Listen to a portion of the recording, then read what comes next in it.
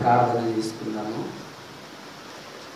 మహాపరిశుద్ధుడు అయిన పరలోకమందున్న మా కన్న తండ్రి, నీ కనికరమైన పరిశుద్ధమైన దయగలిగిన ప్రేమ కలిగిన నామమును బట్టి నీకు కృతజ్ఞతాస్తుతులు చెల్లిస్తున్నాము నాయన.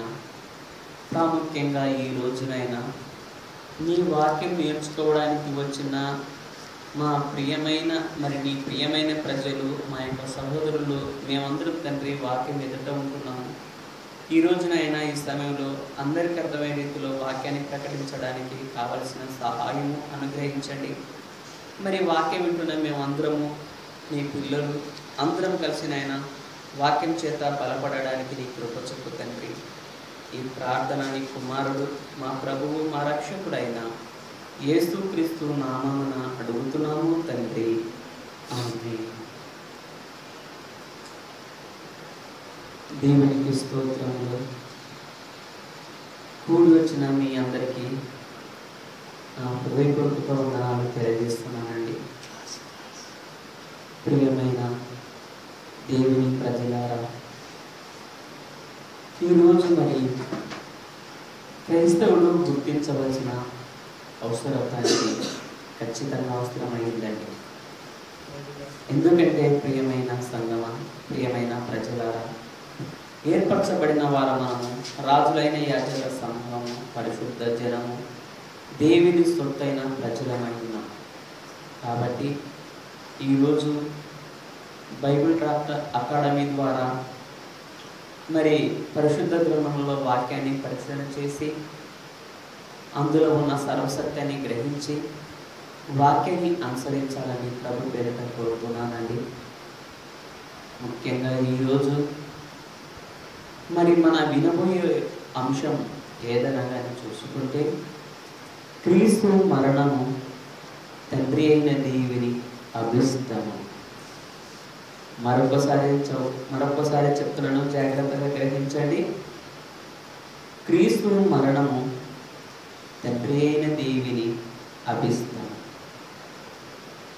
ప్రియమైన సహోదరులారా, దేవుని కుమారులారా, జగతి పునాది వేయబడక మునిపే మన రక్షణ కొరకు నియమింపబడిన యేసుక్రీస్తు కాలము పరిపూర్ణమైనప్పుడు దేవుని చేత ఈ లోకానికి పంపబడి తండ్రి చిత్తాన్ని జరిగించుటకు శ్రమ పొంది శిలువ మరణం అనుభవించాను.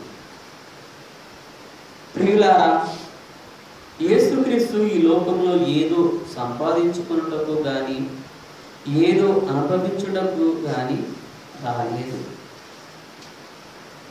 ఇందుకు యేసు పలికిన మాటలే ప్రబల నిదర్శనం. యేసుక్రీస్తు ప్రభు ఈ లోకంలో ఉన్నప్పుడు చెప్పిన మాటను జ్ఞాపకం చేసుకుంటే, మనుష్య కుమారుడు పరిచారం చేయించుకొనుటకు రాలేదు గాని పరిచారం చేయుటకును అనేకులకు ప్రతిగా విమోచన క్రయధనముగా తన ప్రాణం నిచ్చుటకు వచ్చనని చెప్పారు. చూసారా, యేసుక్రీస్తు ప్రభు ఏమని చెప్తున్నాడు? ఈ లోకంలో ఏదో సంపాదించుకున్నట్టు రాలేదండి, ఏదో అనుభవించడానికి రాలేదు. ఎందుకు వచ్చాడంటే పరిచారం చేయించుకున్నటకు రాలేదు కానీ పరిచారం చేయుటకును, ఇంకా అనేకులకు ప్రతిగా విమోచన క్రయధనముగా తన ప్రాణం నిచ్చుటకే వచ్చానని చెప్పాడు. యేసుక్రీస్తు కేవలం తన తండ్రి చిత్తాన్ని నెరవేర్చుటకే ఈ లోకానికి వచ్చి శ్రమ పొందెను. తండ్రి చిత్తాన్ని నెరవేర్చిన క్రీస్తు యొక్క శ్రమల దినములను ఆచారముగా ఆచరిస్తున్నారు నేటి కాలంలో ఉన్న ప్రజలు. క్రీస్తు ఎందుకు శ్రమపడిండు, ఆయన ఎందుకు మరణం అనుభవించిండు అని ఆలోచన చేసుకోలేకపోతున్నారండి ప్రజలు. అయ్యో యేసు ప్రభువా, మా కోసం ప్రాణం పెట్టావా, మా కోసం రక్తాన్ని చిందించావా, అయ్యో ఎంత చేసావో కాదంటని బాధపడుతున్నారు, దుఃఖిస్తున్నారు, ఏడుస్తున్నారు. కానీ దేవుని యొక్క చిత్తం వారికి అర్థం కావట్లేదు.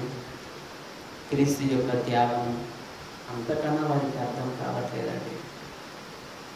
ఎందుకంటే సజీవుడైన యేసుక్రీస్తు ఇప్పుడు ఎక్కడ ఉన్నాడని చూసుకుంటే మహామహిమలో ఉన్నాడండి యేసుక్రీస్తు ప్రభు.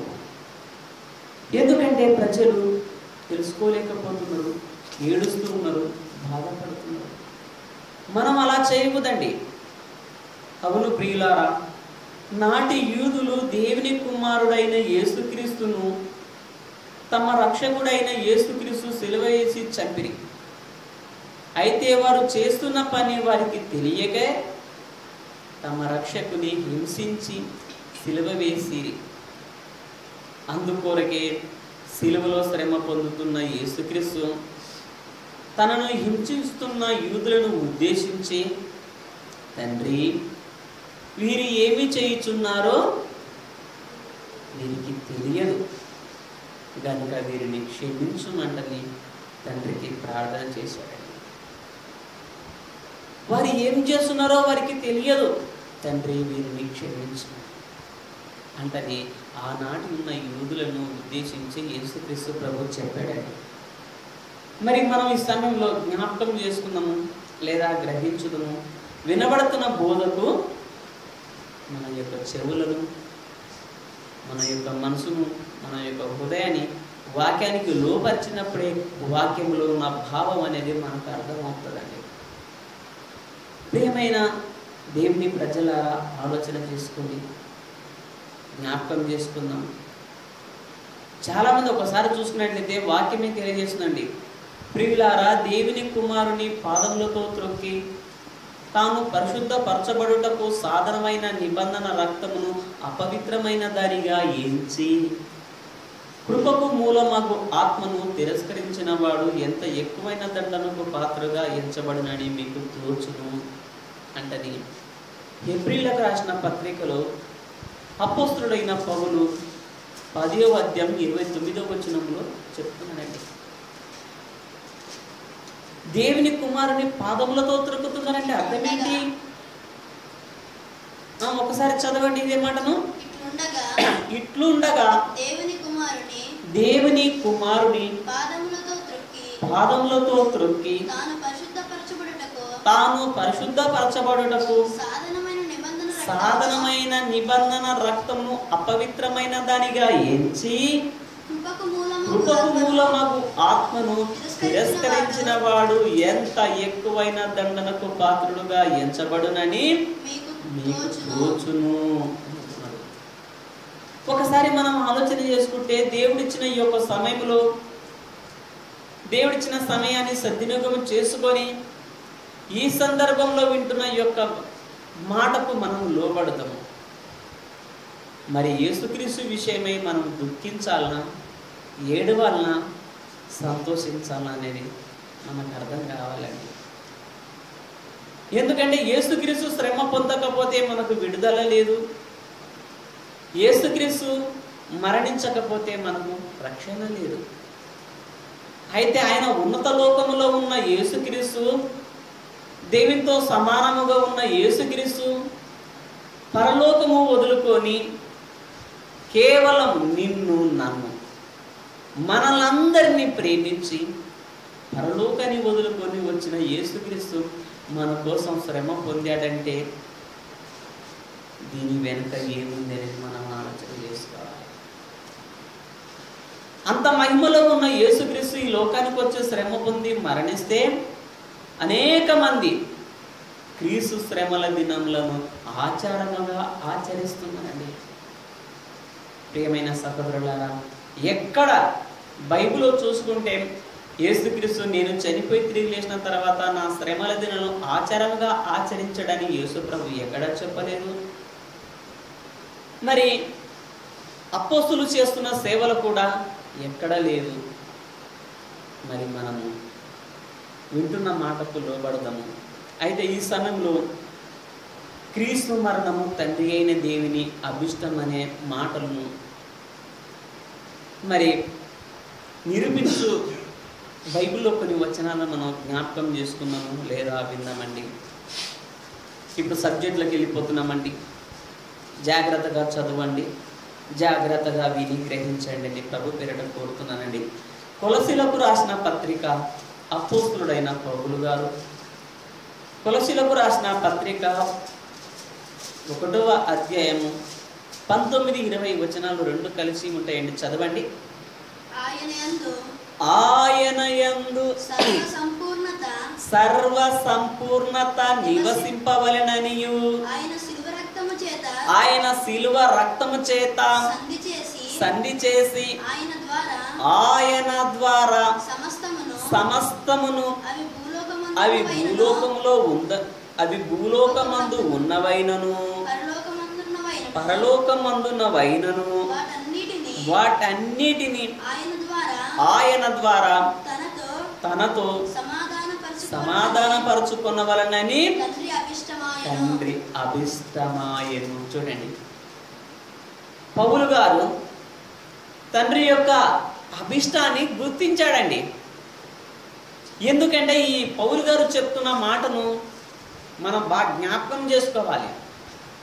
ఆయన సొంత ఆలోచన చేత చెప్పలేదు, నాకు ఏ మనుషుడు చెప్పలేదు, ఏ మనిషి వలన నేను పొందలేదు, యేసుక్రీస్తు బయలుపరచడం వలనే నాకు లభించిందని పౌలు గారు చెప్తున్నాడండి. గలతీలకు రాసిన పత్రిక 1వ అధ్యాయము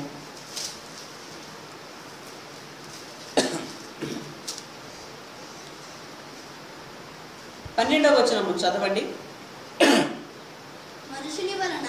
మనిషిని వలన దానిని నేను పొందలేదు, నాకెవడను దాని బోధింపను లేదు గాని యేసుక్రీస్తు బయలుపరచడం వలన అని అది నాకు లభించినది. ఈ పౌలు గారు చెప్తున్న మాట క్రీస్తు బయలుపరిస్తేనే ఆ మాట చెప్పాడు. పరిశుద్ధాత్మను పొందుకొని పరిశుద్ధాత్మ యొక్క ప్రేరేపణ వలన దేవుని మూలంగా పలుకుతున్న ఈ యొక్క మాటలు మనం జ్ఞాపకం చేసుకుంటే, మరొకసారి చదవండి. కొలసీలకు రాసిన పత్రిక 1వ అధ్యాయము 19-20 వచనాలండి. ఆయన యందు సర్వ సంపూర్ణత నివసింపవలెననియు ఆయన శిలువ రక్తం చేత సంధి చేసి ఆయన ద్వారా సమస్తమును అవి భూలోకమందునవైనను పరలోకమందునవైనను వాటన్నిటిని ఆయన ద్వారా తనతో సమాధానపరచుకొనవలెనని తండ్రి అభిష్టమాయను. చూసారా, క్రీస్తు యొక్క మరణము తండ్రి అయిన దేవుని అభిష్టం అనే మాట పైన మనం ఈరోజు నేర్చుకోబోతున్నామండి. చూసారా, తండ్రి యొక్క అభిష్టం ఏంది? భూలోకమందు ఉన్నవైనను పరలోకమందున్నవైనను వాటన్నిటిని ఆయన ద్వారా, అంటే యేసుక్రీస్తు ద్వారా తండ్రి తనతో సమాధానపరచుకొనవలెనని తండ్రి అభిష్టమాయను. యెషయా చదవండి.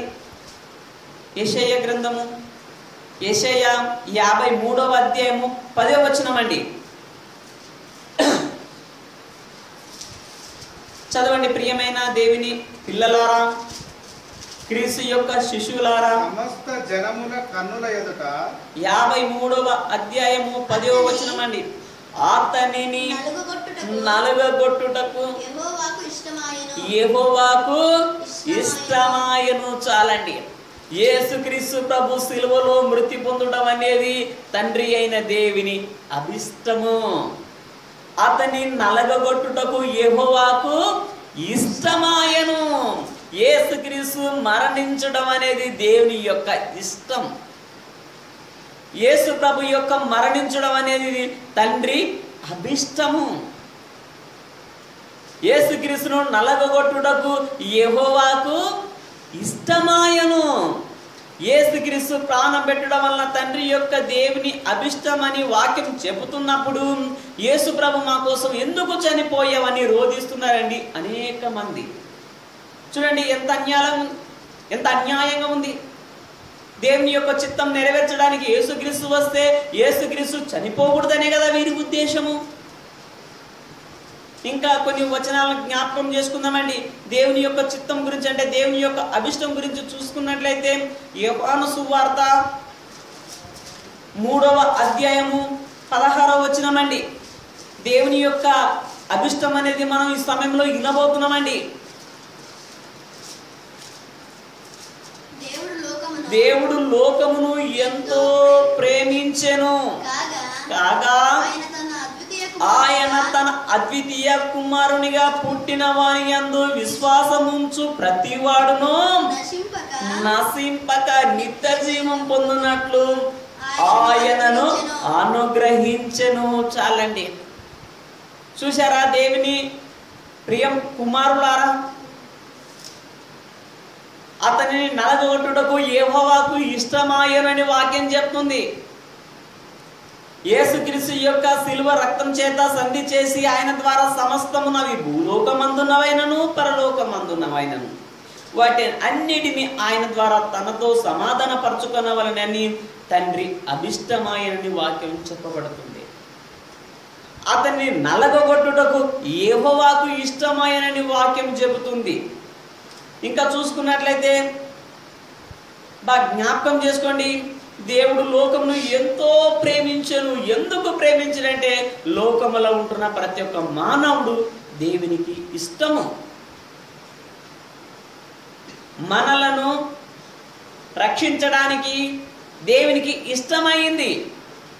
మనల్ని రక్షించాలంటే తన కుమారుడైన క్రీస్తును మరణానికి అప్పగించాలి. అది తండ్రి యొక్క అభిష్టం అండి. దేవుడు మనలను ప్రేమించిండు. లోకమును అనగా అంటే లోకంలో నివసిస్తున్న మానవులను ప్రేమించిండండి. దేవుడు ఎవరిని ప్రేమించండి? ప్రియమైన సహోదరులారా, ఆలోచన చేసుకోండి. యావత్ భూమి మీద కాపురముంటున్న ప్రతి జాతి మనుషులను దేవుడు ప్రేమించిండు. ప్రేమించి ఏం చేసిండు? తన కుమారుని లోకానికి పంపిండు. యేసుక్రీస్తు యొక్క శిలువ మరణం ద్వారా తండ్రి తనతో సమాధాన పరచుకోవాలనని తండ్రి యొక్క అభిష్టమైతే, క్రీస్తు యొక్క ప్రాణం పెట్టడం అనేది తండ్రి యొక్క అభిష్టమైతే, మరి అనేకమైన మానవులు దేవుని నమ్ముతున్నామని చెప్పుకుంటున్న ప్రజలండి యేసు ప్రభు ప్రాణం పెట్టాడని రోధిస్తూ బాధపడుతూ దుఃఖిస్తున్నారు. ఇలా చేయటం వలన తండ్రి చిత్తాన్ని నెరవేర్చడం కాదు. ఇలా చేయటం వలన వారి యొక్క ఉద్దేశం ఏంటంటే యేసుక్రీస్తు తండ్రి చిత్తాన్ని జరిగించకూడదని. ఇంకా కొన్ని వచనాలు చూసుకుందామండి. గలతీయులకు రాసిన పత్రిక అపోస్తలుడైన పౌలు 1వ అధ్యాయము 4వ వచనమండి. మన తండ్రి అయిన దేవుని చిత్త ప్రకారము క్రీస్తు మనలను ప్రస్తుత దుష్టకాలములో నుండి విమోచింపవలనని మన పాపముల నిమిత్తం తను తాను అప్పగించుకొనెను. చాలండి. చూసారా, మన తండ్రి అయిన దేవుని చిత్త ప్రకారము యేసుక్రీస్తు యొక్క ప్రాణం పెట్టడం అనేది దేవుని యొక్క అభిష్టము, దేవుని యొక్క చిత్తం అండి. మన తండ్రి అయిన దేవుని చిత్త ప్రకారము క్రీస్తు యేసు మనలను ప్రస్తుతపు దుష్టకాలములో నుండి విమోచింపవలనని, నీకు నాకు విమోచన కావాలని, మనని విమోచింపవలనని క్రీస్తు ప్రాణం పెడితే మరి ఎలా చెప్తున్నారండి? మనం ఎవరినైనా ఇలా అడిగామనుకో, మేము చాలా మందిని అడుగుతున్నామండి, వాళ్ళు ఏం చెప్తున్నారంటే మా సంఘములో ఇలా చేస్తున్నారు కాబట్టి మేము ఇలా చేస్తున్నామండి అని చెప్తున్నారు. మనుషుల మాటలు అవసరం లేదండి. దేవుడు పరిశుద్ధ గ్రంథంలో ఉన్న దేవుని యొక్క సంకల్పము, ఆయన యొక్క ఆలోచన, ఆయన యొక్క మనసు అంతా పరిశుద్ధ గ్రంథములో దేవుడు రాయించాడు. వాటిని చదువుకొని గ్రహించి అనుసరించాలని తండ్రి యొక్క సంకల్పం. అయితే మనలను రక్షించడం అనేది క్రీస్తు యొక్క ప్రాణం పెట్టాలి. క్రీస్తు ప్రాణం పెట్టడమే తండ్రి యొక్క అభిష్టము. క్రీస్తు శిలువలో ప్రాణం పెట్టడం అంటే ఎలా? మన తండ్రి అయిన దేవుని చిత్త ప్రకారము క్రీస్తు యేసు మనలను ప్రస్తుతపు దుష్టకాలములో నుండి విమోచింపవలనని మన పాపముల నిమిత్తం తను తాను అప్పగించుకొనెను. ఇంకో మాట చూసుకుందామండి. యోహాను పత్రిక 4వ అధ్యాయము 10వ వచనమండి. యోహాను పత్రిక 4వ అధ్యాయము మొదటి పత్రిక అండి, 4వ అధ్యాయము 10వ వచనమండి. మనము దేవుని ప్రేమించితిమని కాదు, మనము దేవుని ప్రేమించితిమని కాదు, తానే మనలను ప్రేమించి, తానే అంటే దేవుడే మనలను ప్రేమించి మన పాపములకు ప్రాయశ్చిత్తమై ఉండుటకు తన కుమారుని పంపెను.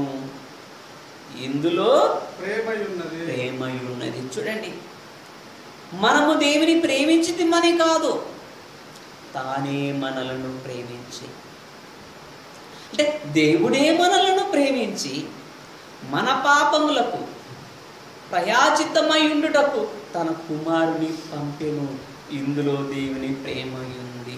చూడండి, ఇంకా చూసుకుంటే 4వ అధ్యాయం 9వ వచనం చదవండి. మనము ఆయన ద్వారా జీవించినట్లు దేవుడు తన అద్వితీయ కుమారుని లోకములోనికి పంపెను. దీని వలన దేవుడు మన యందుంచిన ప్రేమ ప్రత్యక్షపరచబడెను. చాలండి. జగతి పునాది వేయబడక మునుపు మానవులు తనకు పిల్లలు కావాలని తండ్రి యొక్క కోరిక, మనలను కావాలని కోరుకొని కన్నాడు. కాబట్టి మన కన్న తండ్రి అయ్యుండు దేవుడు.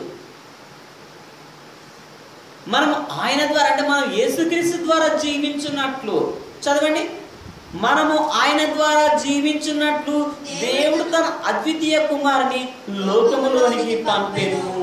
ఎందుకు లోకములోనికి పంపాడు? ఆగండి, ఒకసారి ఆలోచించండి. లోకములోనికి ఎందుకు పంపిండు దేవుడు? మనము లోకములో ఉన్నాము కాబట్టి. యేసుక్రీస్తు ప్రభును భూలోకానికే పంపిండండి, మరొక లోకానికి పంపలేదండి. ఎందుకు అంటే ఈ భూలోకములోనే మనం ఉన్నాము.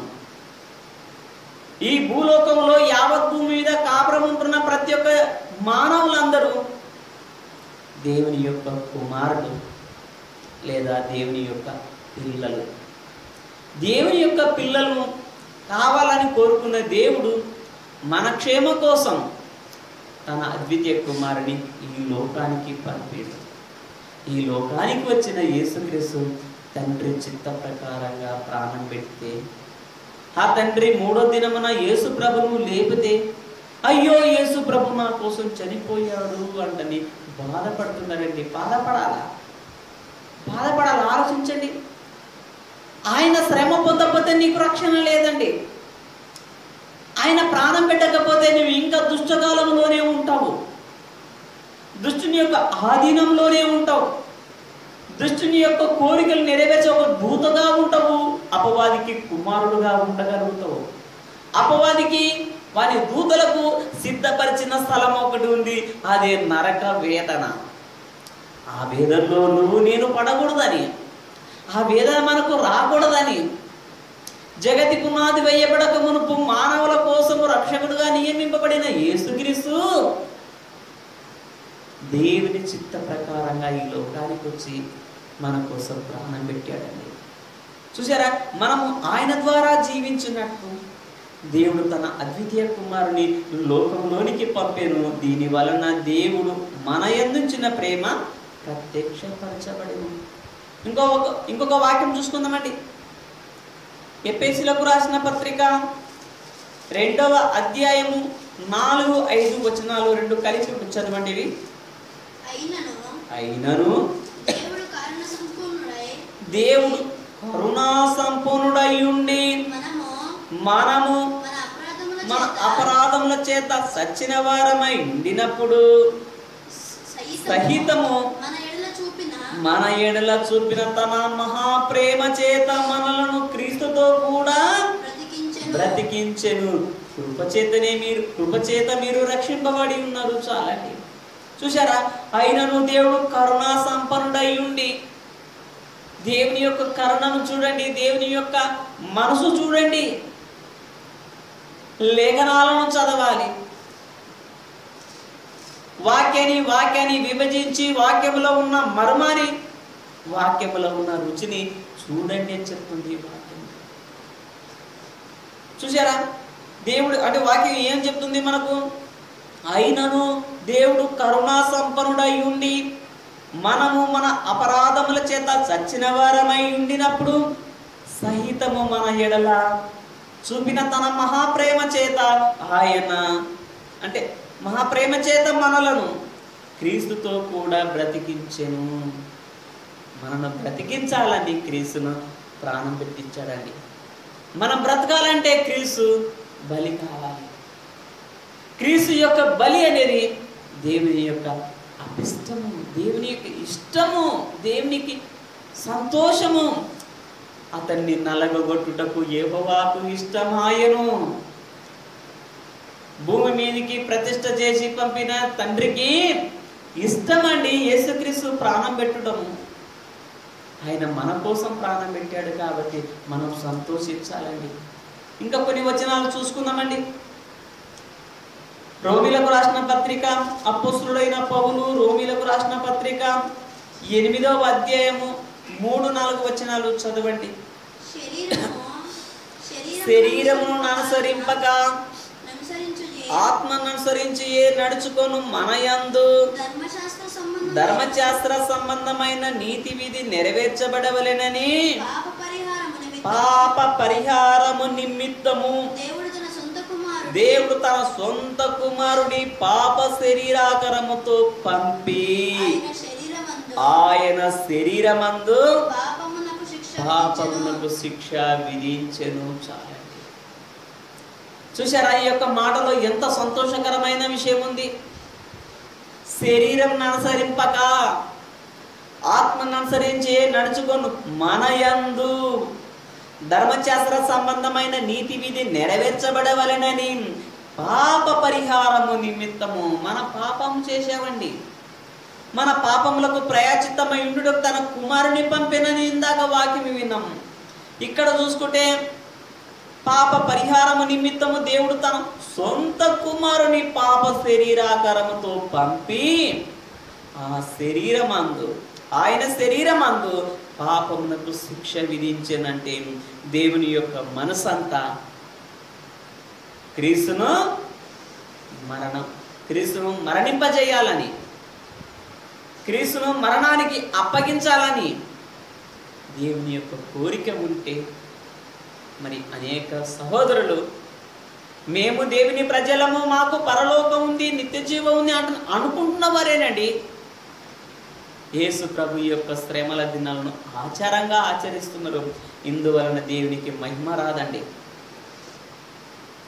క్రీస్తు చిత్తం నెరవేర్చిన వారముగా ఉండలేమండి. ఇప్పుడు సంఘము అంటే యేసుక్రీస్తు నమ్ముకున్న ప్రతి ఒక్కరూ క్రీస్తుకు సంఘము, క్రీస్తు యొక్క శరీరము. అయితే బైబిల్ తరగతులకు వచ్చి వాక్యం నేర్చుకుంటున్న మనము ఏం చేయాలంటే వాక్యాన్ని వింటున్న మనం వాక్యాన్ని గౌరవిస్తూ, వాక్యానికి లోబడుతూ, వాక్యానుసారంగా మనం సంతోషించాలి. క్రీస్తు నా కోసం శ్రమ పొందిండు, నా కోసం మరణించుండు, అది నా తండ్రి అభిష్టమని మనం వింటున్నాం. ఇంకా చూసుకుందామండి. అపోస్తలుడైన పౌలు కొరింథీయులకు రాసిన 2వ పత్రిక 5వ అధ్యాయము 19వ వచనమండి.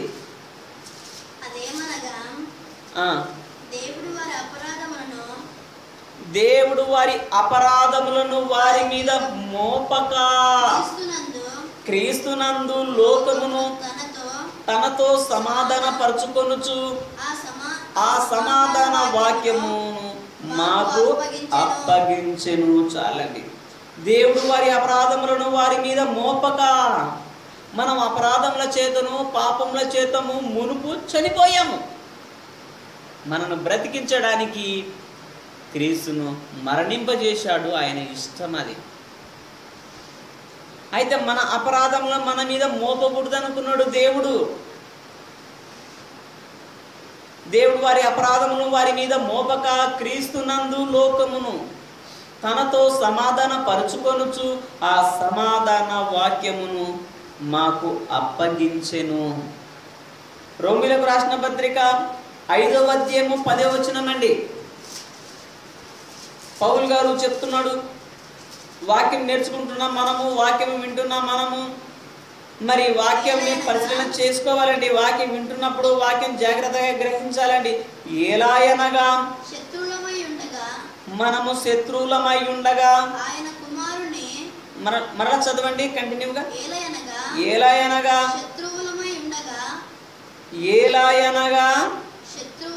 శత్రువులమై ఉండగా ఆయన కుమారుని మరణము ద్వారా మనం దేవునితో సమాధానపరచబడిన ఎడల సమాధానపరచబడిన వారమై ఆయన జీవించుట చేత మరి నిశ్చయముగా రక్షింపబడుదుము. చాలండి. ఏలైనగా శత్రువులమై ఉండగా ఆయన కుమారుని మరణము ద్వారా, చూసారా, దేవుని యొక్క చిత్తాన్ని ఆలోచించండి, దేవుని యొక్క ప్రేమను ఆలోచించండి, ఆయన ఇష్టాన్ని ఆలోచించండి. ఎవరో మనసు చెప్పే అవసరం లేదు. మనకు మనసుల వైపు కానీ, సంఘాల వైపు కానీ, సంస్థల వైపు కానీ మనం చూడకూడదండి. మనకు శిరసైన క్రీస్తును చూడాలి. మన యొక్క కన్న తండ్రి ప్రేమను చూడాలి. మన తండ్రి యొక్క ఇష్టాన్ని చూడాలండి. ఏలైనగా శత్రువులమై ఉండగా ఆయన కుమారుని మరణము ద్వారా మనము దేవునితో సమాధానపరచబడిన ఎడల సమాధానపరచబడిన వారమై ఆయన జీవించుట చేత మరి నిశ్చయముగా రక్షింపబడుదుము. ఇంకొక వాక్యం చూసుకుందామండి.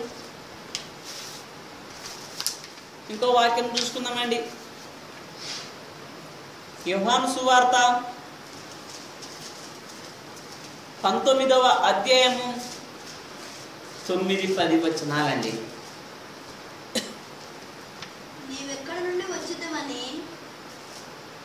నీవెక్కడ నుండి వచ్చిద్దవని యేసును అడిగెను. ఎవరు అడిగారు?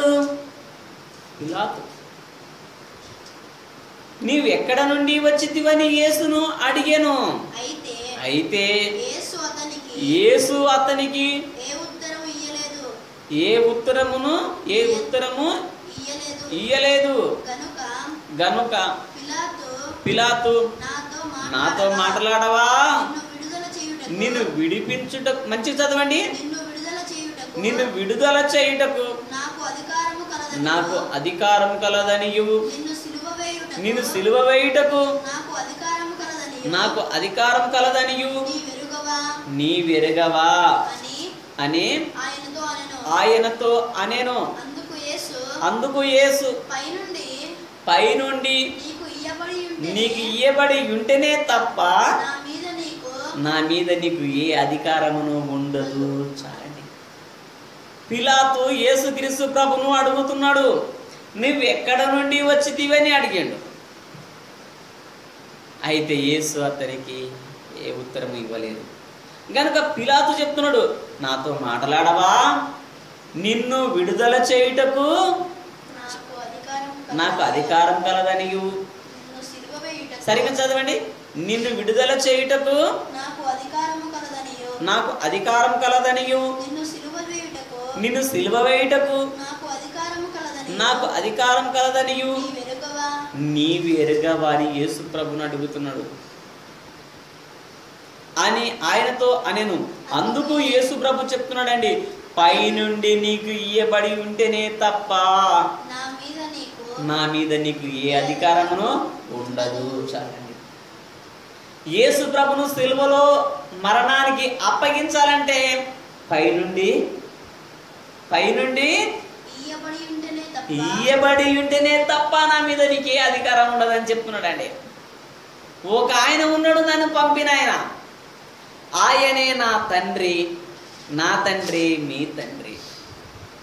నా దేవుడున్నాడు, ఆ దేవుడే మీ దేవుడు. ఆయన ఇష్టం నెరవేర్చుటకు నేను ఈ భూమి మీదకి వచ్చిన, నా ఇష్టం నెరవేర్చుకున్నటకు నేను రాలేదు. నన్ను పంపిన వాని చిత్తం నెరవేర్చుటకే పరలోకము నుండి దిగి వచ్చి తిని. యోహాను సువార్త 6వ అధ్యాయము 38వ వచనమండి. చదవండి మాటను. నా ఇష్టమును నెరవేర్చుకొనుటకు నేను రాలేదు. నన్ను పంపిన వాని చిత్తము నెరవేర్చుటకే పరలోకము నుండి దిగి వచ్చి తిని. చాలండి. అంటే తండ్రి పంపిస్తే ఈ లోకానికి వచ్చాను. నా తండ్రి చిత్తం ఏంటి? మీ పాపముల నిమిత్తమై నేను ప్రాణం పెట్టాలి. నేను ప్రాణం పెట్టాలంటే నా మీద నీకు ఏ అధికారం లేదు. నన్ను సిలువలోనికి అప్పగించడానికి నీకు అధికారమే లేదు. నీకు పైనుండి అనుగ్రహింపబడితేనే తప్ప నా మీద నీకు ఏ అధికారం ఉండదని చెప్పాడంటే, అంటే ఇక్కడ చూస్తే క్రీస్తు యొక్క మరణము తండ్రి అయిన దేవుని అభిష్టమని మనం వింటున్నామండి. ఇంకా చూసుకుంటే ప్రియమైన దేవుని ప్రజలారా, దేవుని పిల్లలారా, హెబ్రీయులకు రాసిన పత్రిక 10వ అధ్యాయము 7వ వచనమండి. చదవండి మాటను. అప్పుడు నేను గ్రంథపు చుట్టలో నన్ను గూర్చి వ్రాయబడిన ప్రకారము దేవా నీ చిత్తం నెరవేర్చుటకు ఇదిగో నేను వచ్చి ఉన్నానంటే నీ చాలండి. పూర్ణ హోమములను పాప పరిహార్థ బలును నీకు ఇష్టమైనవి కావు. అప్పుడు నేను గ్రంథపు చుట్టలో నన్ను గూర్చి వ్రాయబడిన ప్రకారము దేవా నీ చిత్తం నెరవేర్చుటకు ఇదిగో నేను వచ్చి ఉన్నాను అన్నాడని అపోస్తులైన పౌలు గారు చెప్తున్నాడు. ఇంకా చూసుకుంటే లూకా సువార్త 22వ అధ్యాయము 42-43 వచనాలండి.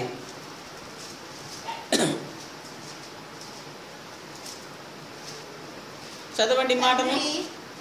తండ్రి ఈ గిన్నె నా యొద్ద నుండి తొలగించుటకు.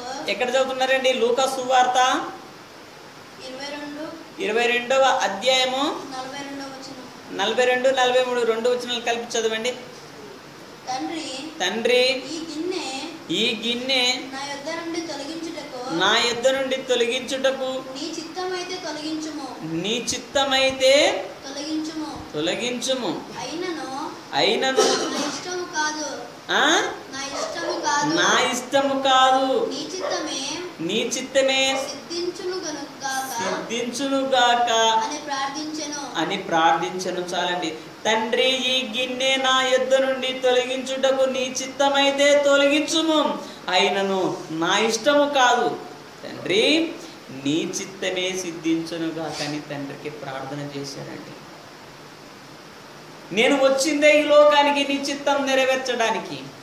అంటే నేను మృతి పొందుట, నేను ప్రాణం పెట్టుట, నేను చనిపోవుట, నేను మరణం అనుభవించుట అది నీ చిత్తము తండ్రి.